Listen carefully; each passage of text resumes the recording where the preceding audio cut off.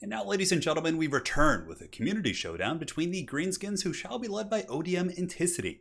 And today, my friends, he faces off against the Bretonnians and his clanmate, ODM Zyphos, who shall be leading with the Fey Enchantress, it would appear. It's going to be a Goblin Warboss versus Fey Enchantress. Goblin Warboss, of course, does have some really nasty abilities with his Tormentor Sword and the Fermented Fungi, so he's a little bit more of a mobile. Skarsnik, of course, also has the Tormentor Sword, but the downside being is that he's much easier to snipe. I think more or less he has about 2,000 less HP than Skarsnik. Let's go ahead and find this little guy and see. Yeah, he's got 33. Skarsnik has about 5,000, so that's kind of the trade-off, but certainly good against Bretonnia. Obviously, Bretonnia is very much like a timing faction. Getting charges with your cav or your big monsters or your characters like Lewin is very important, and the Greenskins having the ability to stop them in their tracks with either Tormentor Sword or the Fermented Fungi to force them into bad situations is very good. So front line here for the Greenskins is going to be Orc Boys backed up by to 8 Peak Loonies to throw some Loonies at the lads. We've got a couple of Goblins on the flanks, which are always good. Silver Shields, if there are skirmishers of any sort, it's nice to just throw some chaff in and let them, take those arrows like champs. We got Orc Arrow Boys in the classic Angui tactic. So on this map, it does have a bit of a strange deployment, but basically, the individual who is deploying behind this tree line can really use mortars, Queen Bess, rock lobbers very effectively, because you could just sit back here and throw rocks over the trees. Then if your opponent has cannons or non-mortar type artillery themselves, they can't really shoot back at you too well because of the tree line, but it doesn't really matter. Bretonnia has trebuchets, so if they want to, fight back, they can.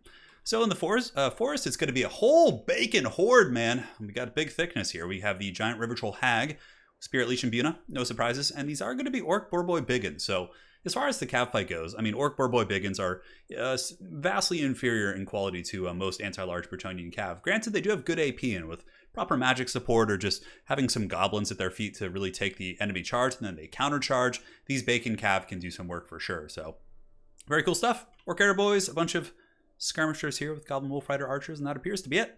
That is the army of Anticity. And now for Zyphos, coming in with the classic Fey Enchantress double Paladin, which I think is excellent. Fey Enchantress really teams up quite well with Paladins, being able to heal them with Regrowth and Earthblood. And also, she's not terrible in combat, 42, 300, charge bonus of 74, also does magic damage. So, Savage Orc units, of course, can take some nice, juicy damage from her. But more importantly, she does have the Miss of the Lady, which is one of the best abilities in the game. Very solid Mortis Engine effect. Yeah, so we got Reavers out here, not Reavers. Mounted Yeoman Archers, I'm so not used to seeing them that I do refer to them as Reavers. And this is really going to be the backbone of the Bretonnian army. A very expensive unit, very all-in. If your opponent is able to Fermented Fungi or Tormentor Sword them and lock them down, you can really be in bad shape if they go down quickly. However, these guys, of course, can carry games. They hit like absolute monsters. Each model hits for 135 weapon strength, so you can do the math yourself and see that Royal Hippogriff Knights landing on the right target and just going deep, man, they can hit very hard. Aside from that, it's going to be peasant mobs. 1, 2, 3, 4, 5. Very standard men-at-arms here. And in the trees, we have the glorious Knights of the Realm with the Defenders of Fleur-de-Lis. And it is going to be, I think, double trebuchet? No, single trebuchet, just to force them out of their greenskin box, potentially. So the skirmish game is underway. The Mounted Yeoman Archers are doing battle here with the Forest Goblin Spider Riders. And now the Fey Enchantress and her Paladin Goon Squad is going to be coming in, smashing some goblins for the lady. It looks like in total about 4 goblins have gone down so far, which, as long as they don't get trapped or, lured into a fermented fungi, I mean, this could totally be a fine situation. And the thing is, this Fey Enchantress is incredibly good in blob fights, so even if they get caught like fighting a bunch of greenskin orc boys or even orc boar boys in the forest who will be taking a penalty from fighting in the tree line, the Mortis Engine effect plus Chalice of Potions and the healings really could actually make that, I would say, a pretty good trade there for Bretonnia. So Yeoman Archer still just circling about, going after those Goblin Wolf Riders here, and now it looks like the Orc Air Boys are going to be returning fire, but very quick reaction there from Zyphos, and he only loses 1 of the Yeomen and is able to get some solid damage in response. Now, as far as the trebuchet goes, it looks like the field trebuchet is shooting downtown, going after the Orc Air Boys, who have lost only 2 models. So, of course, Bretonnian engineering, masterful. It's destroyed steam tanks and done very well for us here on the channel, but, having a little bit of trouble hitting those Orc Air Boys, but no surprises there. So yeah, very much a skirmishing phase out here on the outside. Spider Rider Archers and Yeomen just playing some tug-of-war and pushing each other back and forth and back and forth. One Paladin actually a little bit stuck amongst the goblins. The lads are getting trampled, but it looks like the Paladin is able to escape. So obviously the Greenskins are going to be closing the distance. Typically that is how their faction plays. And a Spirit Leech going down on the Royal Hippogriff Knights. Now, if you're wondering why he just Spirit Leeches them, well, even without Fermented Fungi, this would be the right choice. But in this case, the Royal Hippogriff Knights, if you can get them below 80%, you can then slap them with Fermented Fungi, because fermented fungi and rampage abilities only work at certain HP thresholds. Now a big charge going down in the front here, Knights of the Realm, saving the realm, riding down some Orc Air Boys. Or Orc Boys, actually, able to take out 14 models, it would appear. And now the Knights of the Realm will pull back. It doesn't look like they lost anyone in that charge, which is certainly a very, very good trade for them. And the Mountain Yeoman Archers are losing quite a bit of their ammunition here into Goblins, but it is what it is. As long as they're keeping the Spider Riders occupied, I'm sure it kind of feels like they're doing their job. So here come the Goblins versus Peasants, and it looks like the big Hippos are going to be pushing in. Just got to make sure they don't get rampaged. But so far, really tearing through the Goblins pretty effectively. You can hear the Goblins shrieking, and reminds me of a little Ferengi from Star Trek I'm watching. So Fermented Fungi is going down, but the Earthblood is there as well. So, that's a pretty all-in effort there from the Greenskins. So basically, he used Fermented Fungi and Mither to just force him to just get karate chopped by the Boar Boy charge. Because you can see the Boharim, or the Pigarim, or whatever you guys want to call him, did charge in there. But the healing was able to keep the Royal Hippogriff Knights above the threshold. That Earthblood was super clutch. I don't know if that was intentional, but if it was, very, very well played there, Zyphos. So the pigs in the meantime are forced back, and Goblins and Orc Boys should be able to beat Men-at-Arms and other troops like that. But so far, the Royal Hippogriff Knights are getting some fat damage, 11 kills, but huge impact damage against those Orc Boys. And you can really see a massive effort coming in here from Anticity trying to get those Hippo Knights. And now you could hit them with Fermented Fungi, but, you know, where they were before, it wasn't quite enough. So the Bacon Cav are pushing in, supported by a couple Black Orcs, which I did not see before, so it looks like there is at least one Black Orc here on the battlefield. And the frontline battle does rage on. Fey Enchantress is very good with frontline fights. The Mortis Engine, incredibly powerful. And now the Royal Hippogriff Knights are doing an excellent job of pulling in and out, bouncing back and forth, and really causing a lot of problems here for the Greenskins, who can't quite get their clutches here on the Knights of the Realm or the Royal Hippo Knights. But it looks like Abuna did go down on top of these Knights of the Realm, doing big damage. And the Royal Hippo Knights were able to get back. Shield of Thorns giving them some physical resist. And it looks like they haven't actually lost any models yet, which is very, very impactful. But Anticity's, keeping his foot on the pedal, man, and he is able to get all these archers back here. So these Forest Goblin Spider Rider archers are really teeing off here into the Royal Hippogriff Knights. A nice play by Anticity. He's able to finally get them a Tormentor Sword, lock a couple on the ground, but a regrowth. It's not overcasted, but that's still a ton of HP. Chalice of Potions nuking the pigs there in the frontline engagement. This is just an absolute back and forth scrap. Balance of Power is pretty darn even, honestly. As a matter of fact, Greenskins might be a little bit ahead. A lot of the Bretonnian hordes have been crumped. Granted, it's mostly peasant mobs, and Fey Enchantress, plus any sort of support from Spearmen at Arms or peasants, can Mortis Engine down like so many of these different units. But Hippogriff Knights are still going strong, man. They're pushing in, going after Black Orcs, which is a really good counter to the Black Orcs. The Royal Hippogriff Knights with Favor of the Fae, 86 melee attack, crazy AP values. Though they are poison, which substantially lowers their damage output. But yeah, they're a great counter against Black Orcs. They have a ton of AP values, and you can really punch through that 110 armor.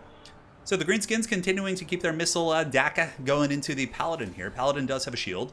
It's pretty armored as well, but, volume of fire is volume of fire, and it is getting some good damage into that Paladin there. So could be a bit of a tricky loss here. Granted, Fey Enchantress is still here. She's used a ton of Winds of Magic, though. We've seen Shield of Thorns, we've seen multiple Earthbloods, and a regrowth, so her Winds of Magic situation probably isn't great. But the Bretonnians are kind of stabilizing their back line. I mean, the Trebuchet is still here, but, man, the Bacon Horde is just relentless here, man. Just rolling through peasants, just taking pretty much any freebies they can, pushing back the defenders of Fleur-de-Lis, who appear to die pretty horribly in combat versus the Bacon Cav. And they are a bonus versus infantry Cav unit, so you can't expect too much out of the defenders in a Cav-to-Cav fight. But here comes the Bacon Horde, man. Gotta watch out. Fermented Fungi could be off cooldown. These Royal Hippogriff Knights might get caught here as the Baconators do charge in.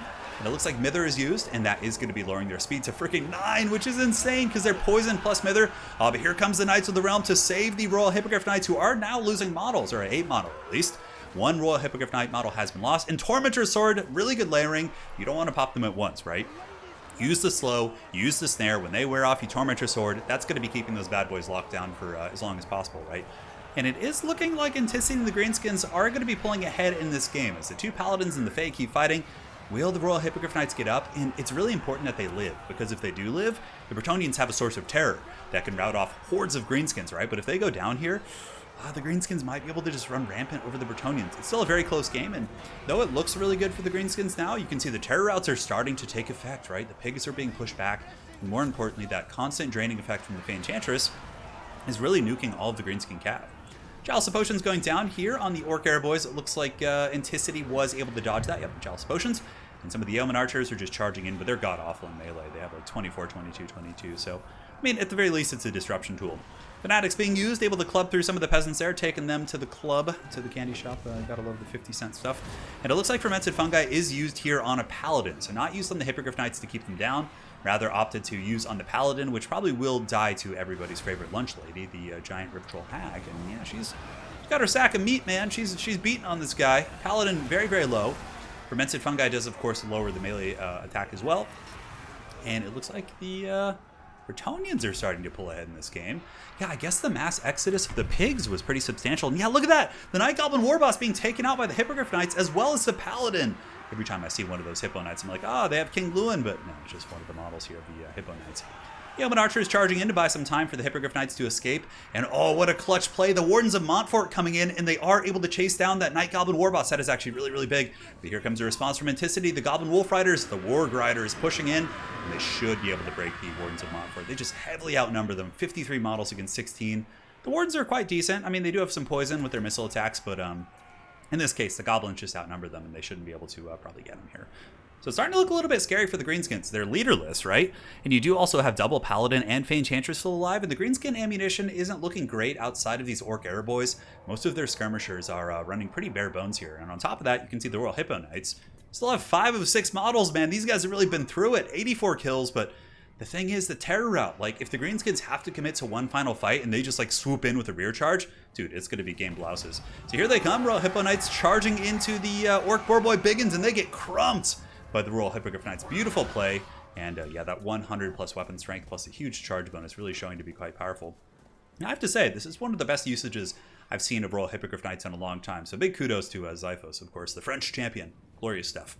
Paladin's going to be hunting over here. It looks like trying to get that River Troll Hag, and somehow, some way, the little Gobbos were able to peel for their war boss. So the Night Goblin Warboss is going to be, not safe and sound, but he's certainly free from his trap here. Oh, a good counter-gooning opportunity. He could get a Paladin and or the Fey Enchantress here, and it looks like he is going to be going in for the Paladin. Tormentor Sword used. It does block the charge here of the Paladin and the Fey Enchantress, but the Lunch Lady's coming in. Fermented Fungi activated, and this Paladin should be paying the Troll Toll here, which would certainly be a very good way for the Greenskins to start to work their way back into this game. If they can get him before any healing goes off or anything like that. 118 HP. And Lunch Lady, does she get him? Looks like the boss isn't able to get him. Maybe he will. Pulls back. I mean, honestly, you probably don't need to chase that here. But here comes the big boys, the Royal Hippo Knights with an Earthblood active, healing 336 HP. Going to be charging in, going after the Forest Goblin Spider Routers. Break them off, and now suddenly this little Gobbo, who a moment ago had a ton of goblins around him, is very much alone as the noble Paladin of Bretonnia. Does he... What the hell happened there? Did he, like, jump off his squig for a second? I don't know if I've ever seen that animation. He juked out the Paladin, apparently, but now the Lunch Lady stands alone. The giant River Troll Hag is fully surrounded here by a Paladin, Fey Enchantress, and that is a lot of anti-large there, and she also doesn't have much armor against those Paladins, so probably going to be going down. And I think that's going to be army losses. The noble sons and daughters of Bretonnia, well, daughter and sons is the correct way to say that probably, have claimed the day. So, great game between Xiphos and Anticity. Very well played to those guys. It was awesome, man. And big props to Anticity, because he did actually play this series against Xiphos. And yeah, it was a great series, but sending in a loss, of course, not a lot of people do that. And he sent in one of them there, which was great. Xiphos did end up winning the series, I think 2-1, and was able to get very far in that Ever-Chosen qualifier. So well played to him. And of course, I'm sure we'll see them both back this, well, by the time I put this up, it'll be way past the qualifiers, but I'm sure we'll see them doing well in the qualifiers. They're both top tier players, and it's truly an honor to watch and cast their games. And I love me some good Bretonnian games, especially with Royal Hippogriff Knights, dude. That was sweet. And really, at the end of the day, I think Xiphos brought the Hippogriff Knights to deal with spiders, right? Ragnarok spiders are very meta in this matchup. Anticity brought a very off-meta build to try and surprise his opponent, in my opinion. But it was still a good build, and very, you guys saw, could have won, right? But the spiders are very much meta, and I think the Hippogriff Knights with proper support can really drag down those spiders quite well. So, very well played. Again, to Anticity and Xiphos, hopefully you guys enjoyed this community showdown, and we will be back with more videos soon. You guys take care and stay safe.